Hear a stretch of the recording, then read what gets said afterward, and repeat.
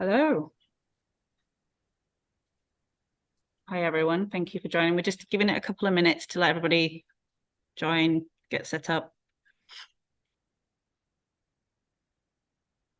Got a few more people coming in. As we've done the last couple of times, we've been streaming the event to YouTube. So just to let you know, we are recording.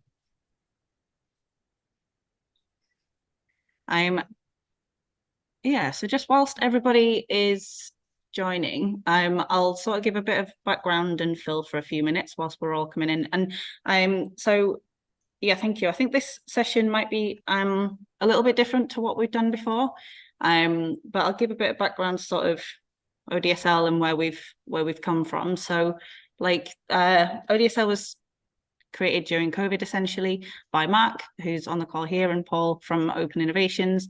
And it was essentially set up as a response to COVID and needing quick action from the beginning when we didn't have time to, set up governance procedures, and it was needed to share data and convene and collaborate quickly in response to what was happening. And so it really I think COVID was a time that brought the importance of those things, of working openly and sharing data, into the normal, ordinary conversation. And we have continued this event series in the hope that it'll continue as part of that conversation. And some of the learning that we got from COVID and the blueprint for collaborating, that will still continue to be useful for people. So we have been continuing the sessions for a few years now. I think it's our third year, and it's our 42nd session. So we're really happy that it's continued to be popular and that people still come and are engaged. I think there was a session last year that was quite interesting in terms of the of COVID, and we heard from Puri and Claire from the Health Security Agency, who built the COVID-19 dashboard. And I was just sort of thinking about that earlier, and how it was interesting that they were reflecting on the process that they followed for collaborating and sharing that data and getting things up to the center, and how having an efficient way of working together and sharing work was has been used, and they've taken that blueprint forward into developing over the dashboard. So if you haven't seen that session, it was really interesting. I'd recommend you go and have a look and learn about how that was built. This time we'll be talking about tools and methods for open data in health, and it comes in light of a few conversations that we've had with people recently, where the value of putting things on the web is, like, we have the Open Data Saves Lives website, and people read our things, they see our code, they see the tools that we've built, and then they get in touch with us, and then they say, oh, we've done this thing that you might find interesting. And then all of a sudden, we're collaborating, and we're making something else, something more, and we're improving on what we've already done. And so we're working openly, we're sharing what we're doing. And so this time, I think we want to provide a platform for those people to share what they've been up to. And we're really kind of impressed with, how people can, just take a tool that someone's built and then modify that data, build on it, and do something really cool with it. So this time we'll be hearing from Richard Irvine, firstly, from West Yorkshire ICB and Leeds City Council. So Richard has been Leeds City Council have been a sponsor of ours for a long time, and we supported them with Data Mill North, which is an open data platform for sharing data, and some of that is health data. And so I'm really interested to hear from Richard about what you've been doing with the ICB and the role of open data in that. So I'm looking forward to that.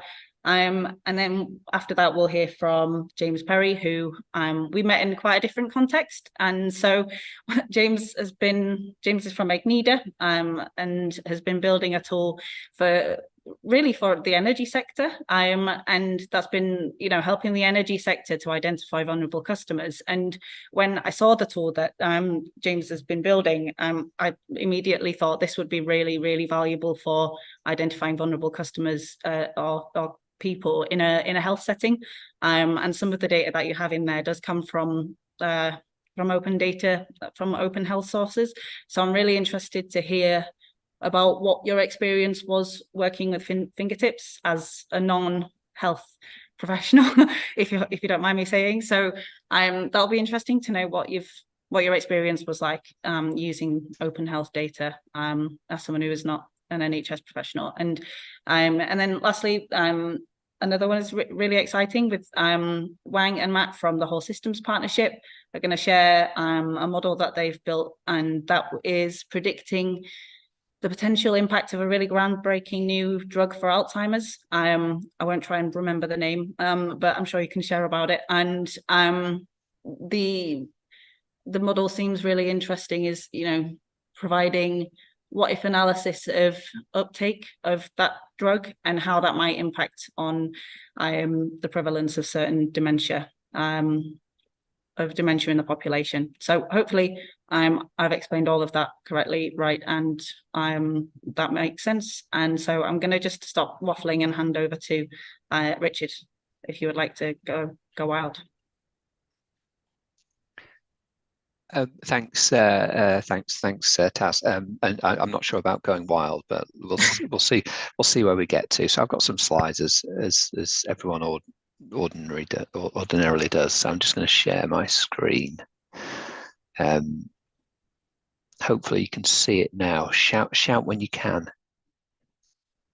Yeah, we can see. Well, we can see now.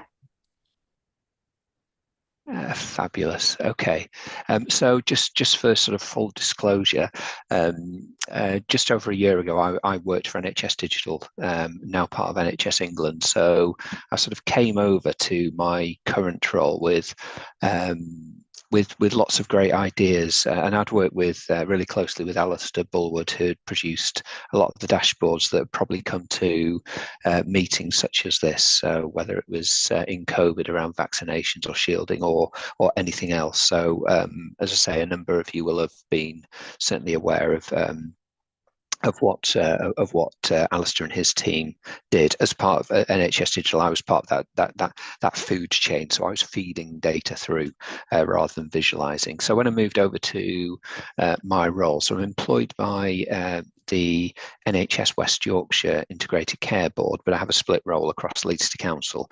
And earlier this year, I sort of took over the custodian function around Data Mill North, and it's been something that I've been aware of for a period of time, and I was keen that I looked after it and continue to look after it and do it justice.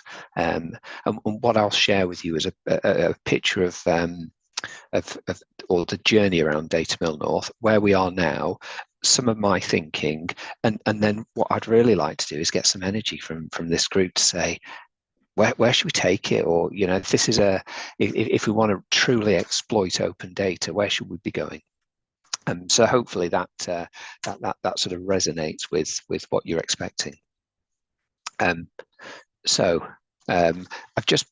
I'll just start out with why open data, and this is sort of, to an extent, my reflection, and I won't dwell on this, but look, it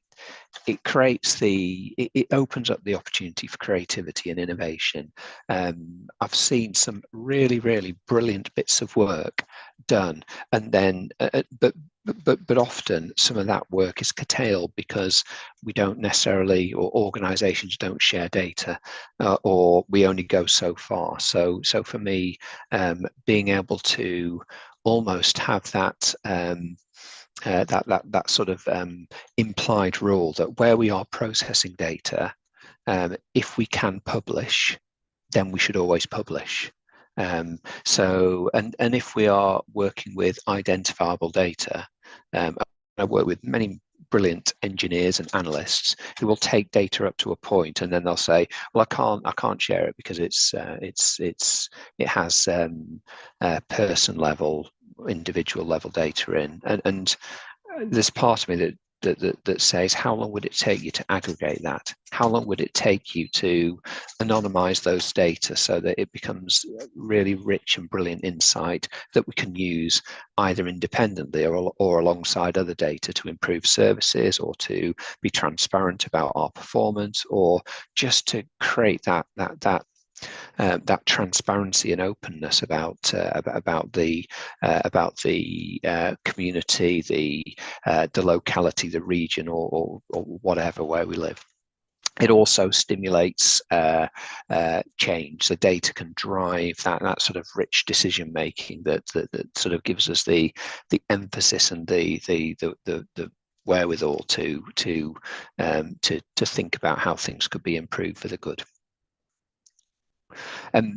Leeds has got, or I say Leeds, I don't really mean, Leeds has got loads of brilliant stuff going on, but Leeds City Council broadly has got two open data repositories. One is Data Mill North, and I'll talk a little bit about more. I've been very disclosive here. I've talked about contracts and spend and stuff like that, but we've also got Leeds Observatory in there, so I'll cover them both, and then because it could be that questions surface, or the conversation goes along the lines of what data we surface, and some of that might be held on Leeds Observatory.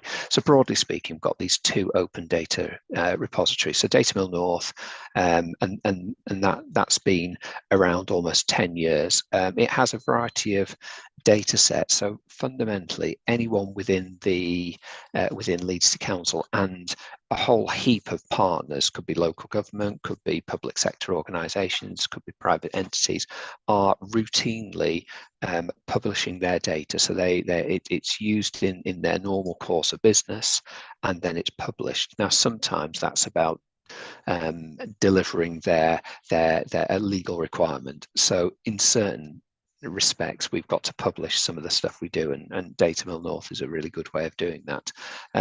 But actually, genuinely, we as a council, we bought into being really open some while ago, and we've just continued on that journey. And it's brilliant that other local government bodies, other public sector bodies, also publish their data in there.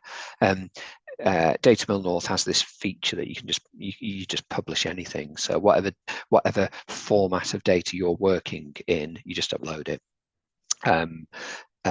It has no visualization available to it. It's got loads of features like you can blog and stuff like that, but it's got data broadly has no visualization. So if someone uploads a JSON file or a CSV file or an XML file, that's the format that you can interact with it. It doesn't have any dashboards or sort of fancy visualizations. Leeds Observatory is used for a different purpose in Leeds City Council. It tends to be a repository that we draw down local snippets of ONS data, so population, geography, that kind of thing.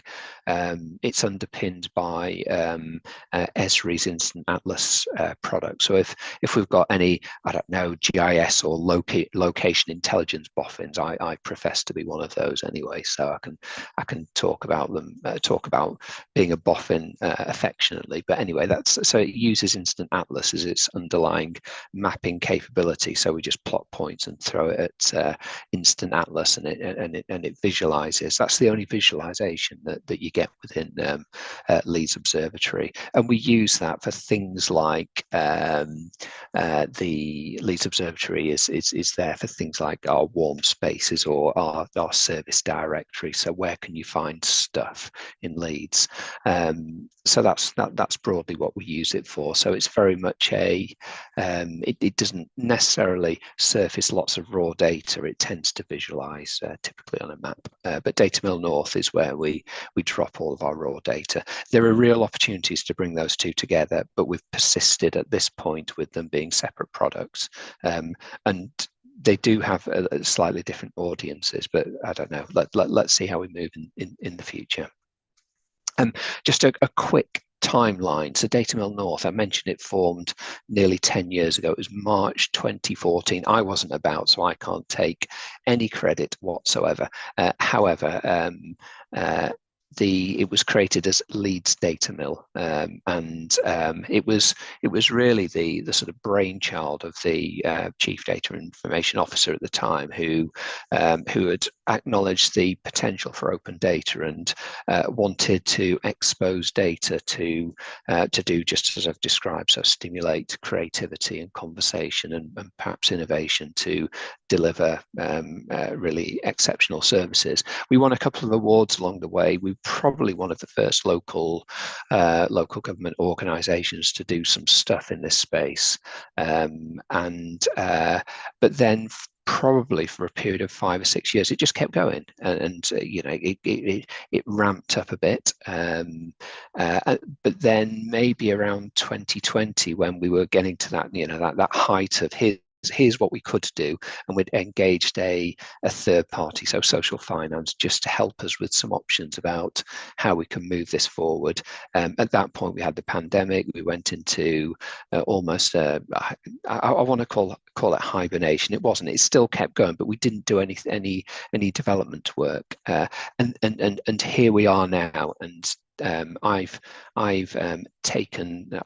now the custodian of this really excellent product, and I'm thinking, where do we go to next? And hopefully you can help me with that in a minute or two. I mentioned that Social Finance came in to have a look at what we could do. Really, there were two things that they suggested. First of all, visualization. So there's loads and loads of data, and those of you on the call will be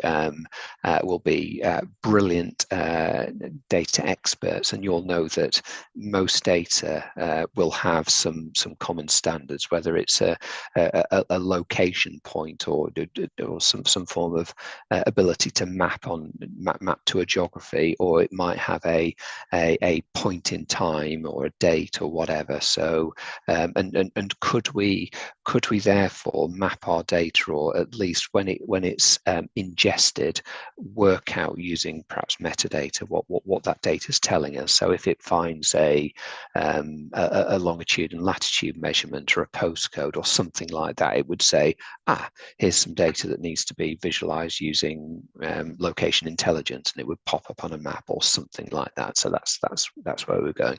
And also development of a digital twin. So how do you take almost like a view of Leeds and then plan for particular circumstances by modeling impacts and outcomes? There's a whole heap of stuff around architecture too, which I probably won't go into at this point. But the things like how to make it easier for data providers to upload data, and how do we make it easier for you to subscribe to data, and so forth. I wanted to get a bit closer to the data that sat within Data Mill North. So I volunteered very willingly, actually, to take part in a hack. And what I was keen to do is embrace some of the data that we publish. So I used some. This was a no carbon or zero carbon hack, and I looked at a number of different data sets and to do something quite positive with it. But my view was if I put myself into the consumer of data, it would help me. This was my theory. Help me to work out how useful the data that we're publishing is for any audience, and I've got some summary findings there. So broadly data quality of what was being published was good. I could do what I wanted to do, but what you tend to find, and this is the challenge of open data, is people will just upload the data that they use in normal life, and if you want to do stuff like join data together, you've got to have some knowledge of or some expertise around reworking data or applying standards. So if I use the example, I had air quality data which had a longitude and latitude of an air quality sensor, and then other data would be X and Y coordinates or postcodes, and actually some of that stuff nothing quite maps unless you've got referential data that gives you the geographic shapes and stuff like that. Anyway, I won't get into the detail, but that's that broadly some of my findings were around that if we did something to persist reference data to help the user of those data along, then that might be a benefit. And sometimes the timeliness of some of our flows lacked a bit. So just looking ahead, what's around the corner for Data Mill North? Well, first of all, for me, what I want to do is promote use of open data more widely. I just think it's brilliant in creating innovation and actually stimulating that curiosity out there and creating transparency. I want to encourage more people to share their data. I don't think it's so difficult if you're already, as I mentioned, if you're already working with data and it's about a person or an individual, it's not a massive leap for some of our data experts to aggregate and anonymize and then share. But what I also want to do is we've got loads of data providers in Data Mill North. We've got, I don't know, 300 separate data sets, and what I want to do is to make sure that those data are flowing in a timely way. But I do want to cover this where to next. So we are on the edge of everyone on the call will probably say, oh yeah, we're doing some of that, and that's fine, but we are starting to see the use of sensors more and more. Now a sensor is something that you can see on the image. It's something that you might stick on a lamppost or stick on I don't know, a traffic light to look at movement and stuff like that. But all these sensors are they capture on a very, very frequent basis. So the ones that we set up are 10 or 15 seconds. They capture a whole load of measurements. Could be air quality, humidity, CO2, NO2, movement, footfall, cycle flow, you name it.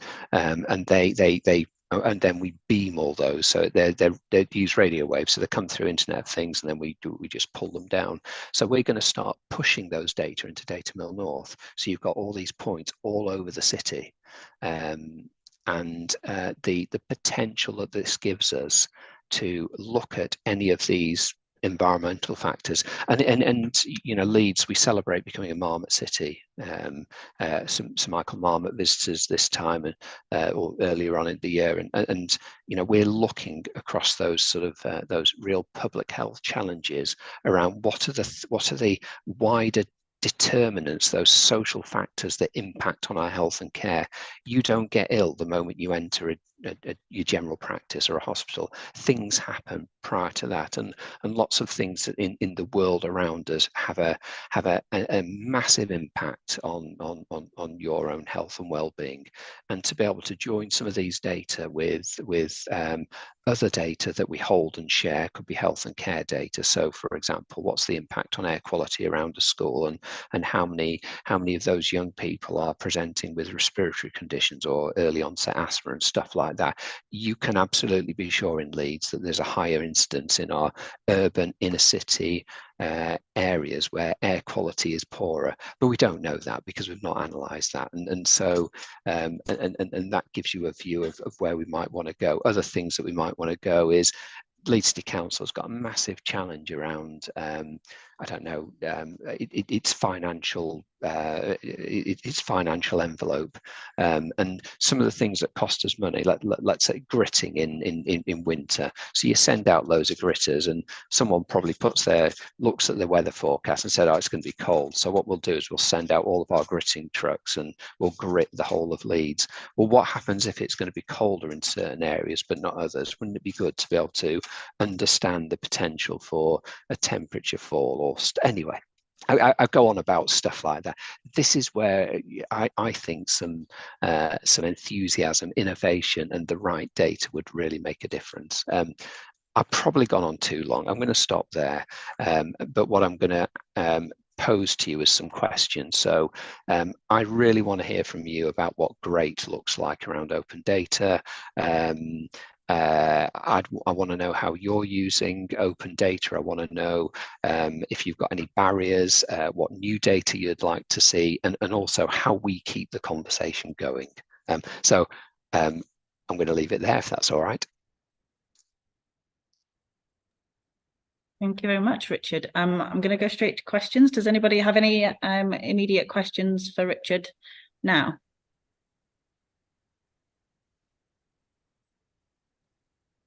I popped a simple one in the chat in terms of who puts the sensors up and how do you know where they are? Well, good question. So sorry, I'll just put my video back on. We're going to publish all that, so it's dead easy to know where they all are. All the sensors have a longitude and latitude measurement.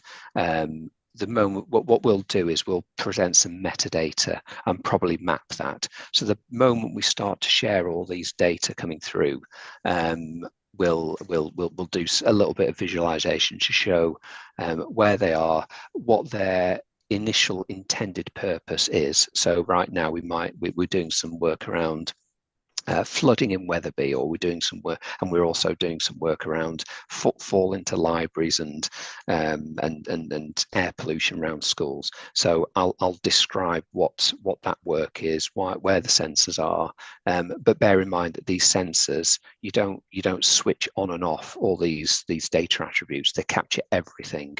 So the fact that we might have put a sensor up to measure air pollution around a school, that will also measure footfall if we want to point it in the right direction. It will measure humidity, temperature, you name it, all of these attributes. Yeah, brilliant. Thank you. I was also we do quite a lot of the time direct people that we work with. If they have any data that they need to share of any kind, then we'll always bear Data Mill North in mind and send them in your direction to publish that data. I think it's really useful and valuable having a platform where you have it all in one place, and you can just send a link to someone and they can download an up-to-date copy of that data set with metadata, and they know what they're working with. We've got a couple of questions from the chat as well. One from John, interesting about are there any published studies looking at the impact that using open data has? We've had a couple of presentations previously about the work of Open Safely and the Goldacre review. We can put some links in the chat that I think will be of interest. There's a lot in there about the value and impact of having open data, and some of it is a bit harder to prove because it's more of a long-term thing, but for sure we can share that in the chat. I'm going to move us on in the interest of time because we've got two more presentations. So I'm going to go straight over to James. And are you ready to present? I am. Thank you very much, Taz. Thank you, Richard. I haven't asked a question because all of my questions are going to come up in my presentation, as it turns out. What you've just elucidated, Richard, was just a perfect way of describing the answers that the question we're trying to answer. Basically, my project is a project with Northern Gas Networks, Northern Power Grid, Cadent Gas, and Scottish and Southern Electricity Networks, and a whole host of third sector organisations. What we've been trying to produce is a single touch point for vulnerability data. So the challenge was, how can Northern Gas Networks identify where their vulnerable customers are and what might be creating vulnerability in an area?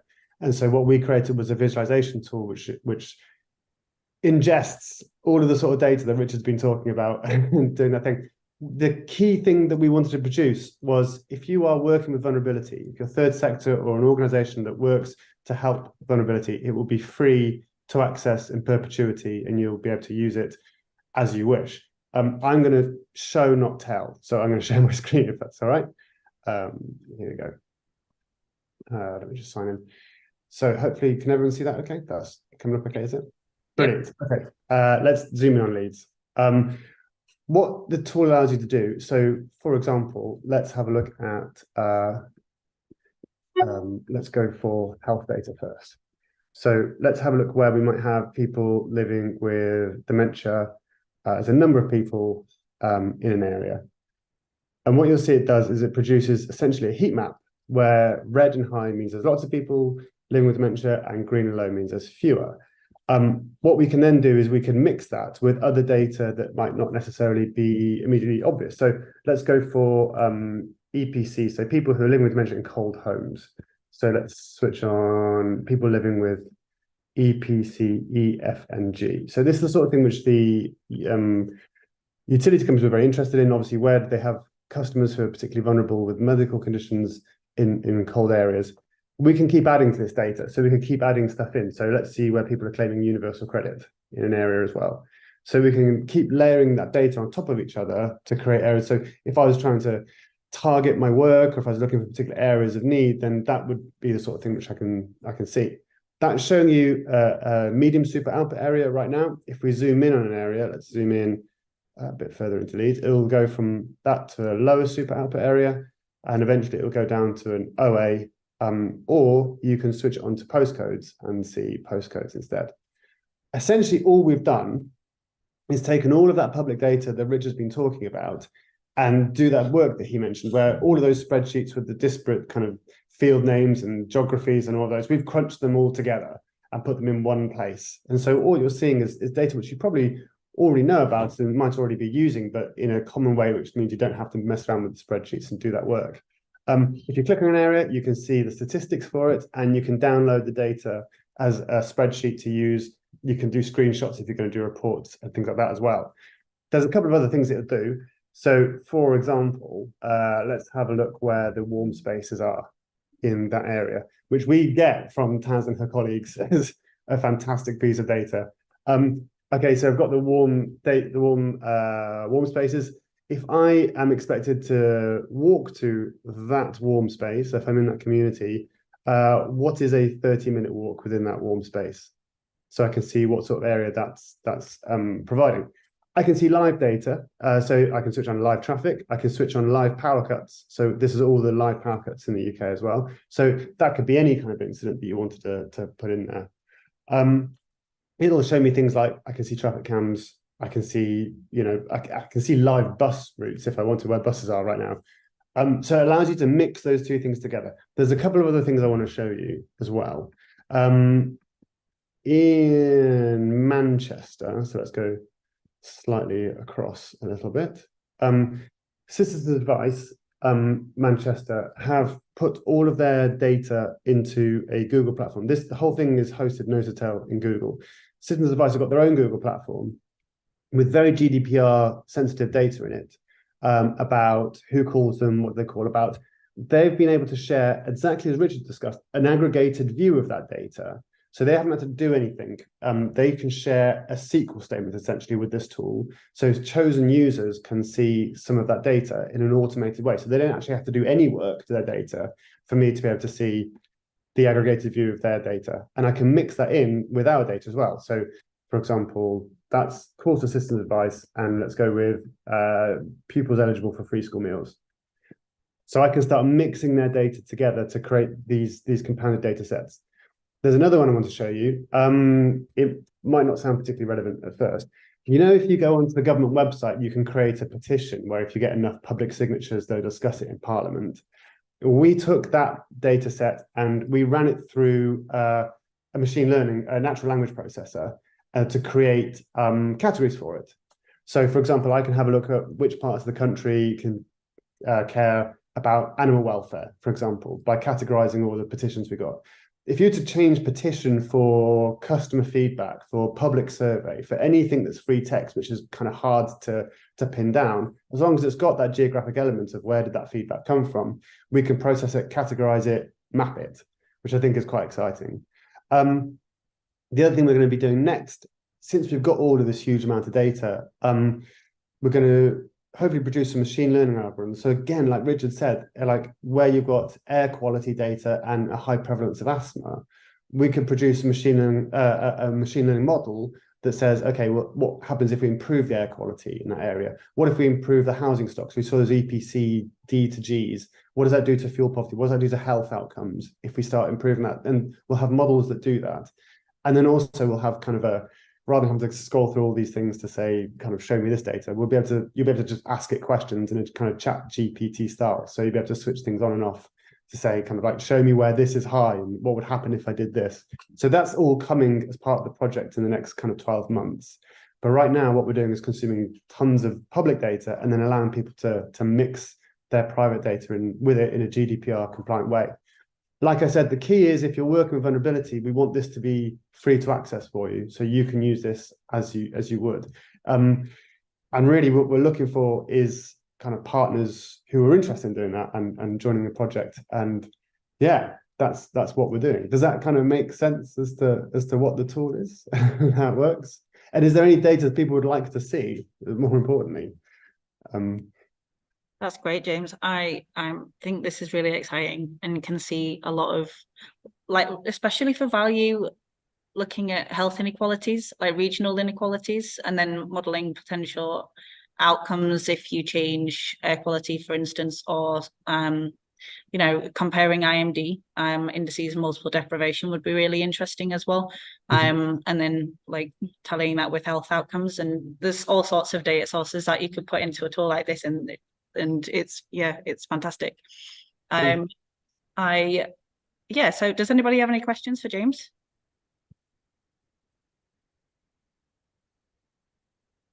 I think to answer some of the things Richard posed, I think the thing we struggle with is that when you've got places like Leeds that are producing data at a really high quality and great for that region, I think if we can learn best practice to share with other people, other areas, it makes this job an awful lot easier, because one of the things we struggle with is to get high quality data at a low enough geography to actually do something with. So a lot of the public data we use, we have to model down. So we'll receive it at, I don't know, take cause of deaths, for example, that's released at an MSOA level, but it'd be really useful if we could not have to model that down. So that, you know, because it's quite possible to do that at an MSOA level if the data exists. But yeah, that's what I'd like to see, a best practice, and yeah, maybe a common platform for doing that.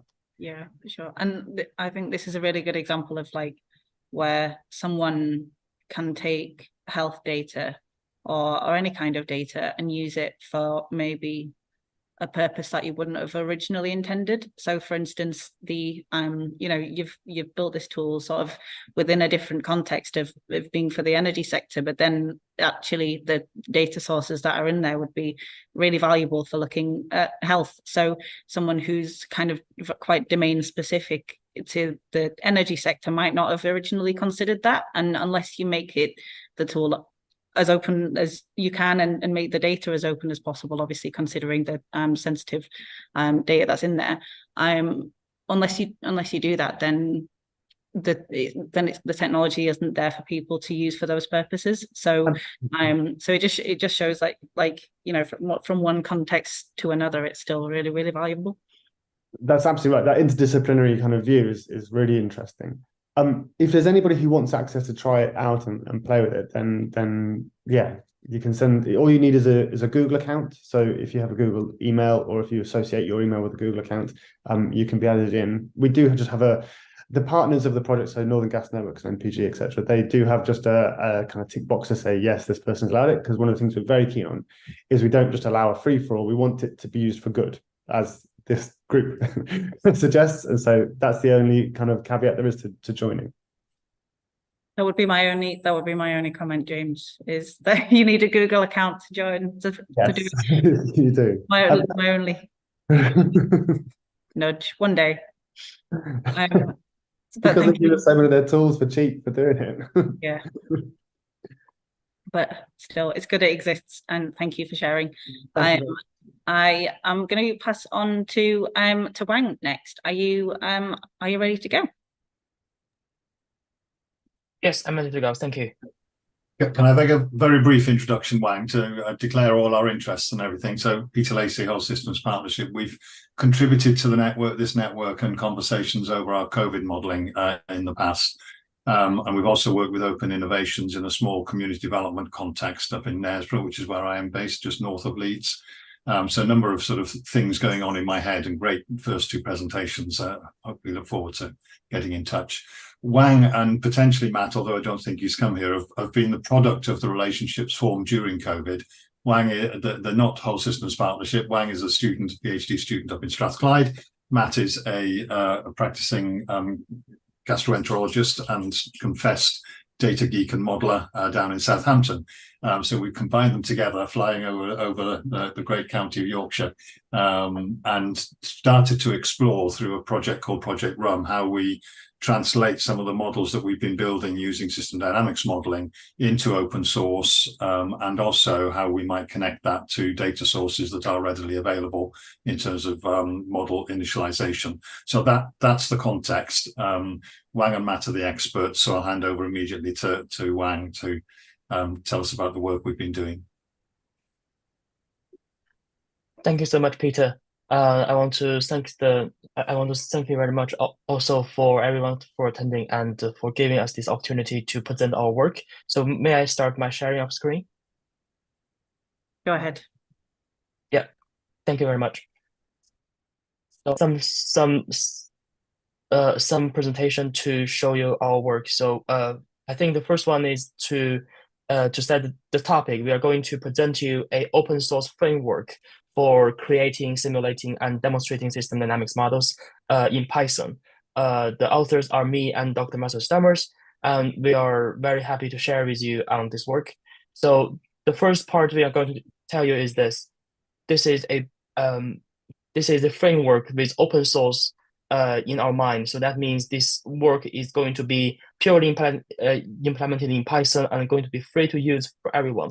So it is used to work with system dynamics models. This is kind of simulation model that can model the complicated and dynamic relationships within a complex system, and can run simulations to tell us the underlying structures of the system, and also to make focus the projections for the future. And these are frequently used in decision-making support. And our tool is positioned in other tools and frameworks in the field. For example, in the system dynamics field, there has been multiple softwares, for example, Winsome, PowerSim, Stella, who can all create and build SD models. And in the open source field, there has been PySD and WinPy, who can run simulation models. But our tool is the first in its kind in our knowledge that can both create and run the models. That means using our tool, we don't need to buy private softwares or to combine private softwares with open source frameworks. We just do everything in Python. So this creates a good opportunity for people to run, first of all, run SD models with very low cost. And second of all, this opens the door to combination with other data analysis and machine learning frameworks, which are very frequently used in today's data analysis. So as you can see, but we also have this idea in mind that there are existing SD models all over the field. That means if we ask people to build every model from scratch, they would be deterred from using this framework. So we build compatibility to existing models, especially those built in Stella. So we can show you here is that you can start using our framework in two ways. So first, that you can create new models from variables and equations. For example, you can see in this small picture, we are adding stocks and the flow and the auxiliaries, and we specify their names and we specify their equation. We also specify potentially their connections to each other. And then that's all the code you need to create a small model, and then you can run models simulate. Or you can just import a new existing model to a Python environment. So you don't need to change any structure or build anything in addition, just import and run it. And the model today we are going to demonstrate to you is called donanemab. So this model is, this is the name of the medicine used for treating a special disease, dementia. And this model is built in Stella Architect. We just used it here to show you the structure and also to give you an idea of how the simulation goes. You can see the three stocks over time. This simulation creates a special behavior for each of them. And then next, we are going to demonstrate to you how our framework is applied to play with this model and make insight from it. So for example, you can see here, we can, after importing the model, we can inspect the model structure and the model behavior. So these two are independent from Stella architect. That means we can do the two purely in the Python environment. So the package we need is called Network X, and with that Network X, we can draw a causal loop diagram for this simulation model. So this diagram is actually automatically generated. That means once you have a model, you can get this diagram in 1 second. So also we are interested in inspecting the model's behavior. We are particularly interested in the 3 stocks in the model. So the 3 stocks are circled out as here, and their behavior can be easily drawn using 2 lines of code. So with these 2 lines of code, you can have this nice diagram telling you how the 3 stocks are behaving over time. So we also consider how to create impact and inform decision making using our framework together with SD models. For example, here we present to you how we might create area models for the dimensional model with this framework. The only thing we need is a different set of initial data. So from data repositories, we can retrieve data for the initial value of the 3 stocks used in the model. And using this framework, we can simulate the same model using different initial values. That means in this model structure here, we are having different initial values for the 3 stocks. And of course, we can anticipate the behavior of the 3 stocks will be different with different initial models. These are called scenarios. So when we use the scenarios when we use the simulation scenarios, we can use them to generate insights to compare how differences in the starting values are having impact on the simulations, and this insights can be used to inform decision making process. And more of that, for people to have access to SD models they built with more convenience, we considered this online browser-based interface for demonstrating. And this part, I would like to give a big credit to Dr. Marcel Stammers, because he was responsible for building this nice web-based interface. So the library for building this interface is also in Python. That means we can use Python to build the interface using a few lines of code. So this interface is also can be available on this web page. So you can just start a browser and type this name into your barcode, and then you can just play with the model. So I can share how this model look like in a different window. So this is my browser's window. You can see we are having this model opened in the in web browser. This is the page, the landing page when you visit the website. And then we have 2 parameters for experiment. They are both parameters within the SD model, so we can change the parameter and we can anticipate how the simulation will change. Now we can change this online. For example, we change this to a different value. You can see the behavior, the trend are changing slightly accordingly. And we can change the other one. We can also see a different trend is produced by the simulation. So the front end here is the web page, but the back end is the ASDM, the simulation framework I just presented. So you are all welcome to come to this website and play with the model to see how easy and how straightforward you can have some insights from running SD model. So I'm coming back to my screen, sharing of my presentation. And the next one will be some more pro level Python skills, but they are also quite easy to learn. For example, in Python, we have 2 different libraries, one called SciPy, the other one called matplotlib.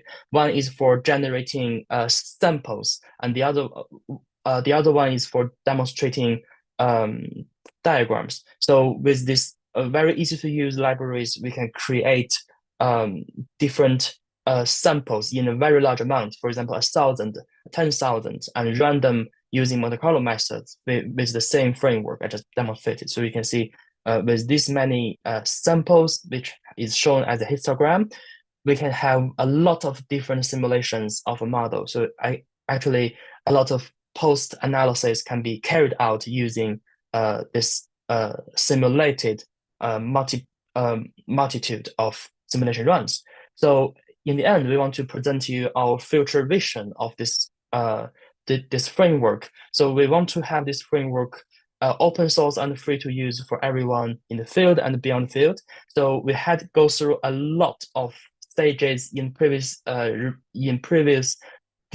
development, and to date we are envisioning our development to go into a few different directions. Some are more for the broader adoption of this tool in the field, but some also are for using this tool for research. And I can tell that I'm using this tool for my own PhD research so far, and it works perfectly. It works perfectly. And we also want to share with you the two links. The first one is the GitHub link to really useful model. The project started by Peter and also participated in by people from different institutions, including myself. And the other one is the repository of ASDM, the simulation framework. So you can have this framework on this link. I want to thank you for your attention, and I'm more than happy to answer any questions. Thank you very much. That's really interesting. It's good that you are sharing your methods as well. And I had a quick look at your GitHub before the session as well. And the more those are documented how you've done it, the better really. And it would be good if but maybe you could write down the process that you've gone through and share it as on the Open Data Saves Lives website. I know that you've done so previously, but that might be a good way to to demonstrate what you've been working on and how you've done the process. So we can follow up afterwards if you're interested. Yep. In writing down. Thanks, Tasman. Yeah, no worries. Any questions?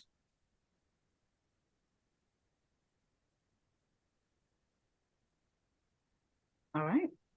Well, thank you very much. Yeah, it's been really interesting hearing how different people can use health data in different ways, and obviously with different levels of technical ability as well. The nice thing about what you say there, Wang, is that the libraries that are they're open source, and also that in theory anybody can pick them up and understand what it is that you've done.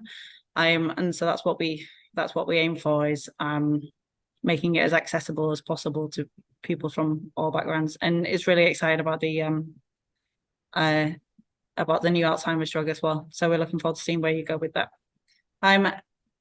Okay, so if there's no other questions, then we can wrap up for today. Our next session will be, I believe, on the 1st of December.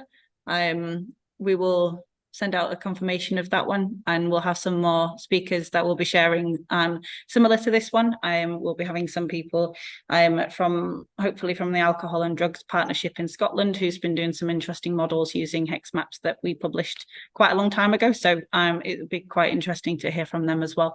So thanks all for your time. I'll give you a few minutes of your day back. Thanks a lot. Thanks. Yeah, thank you Very much.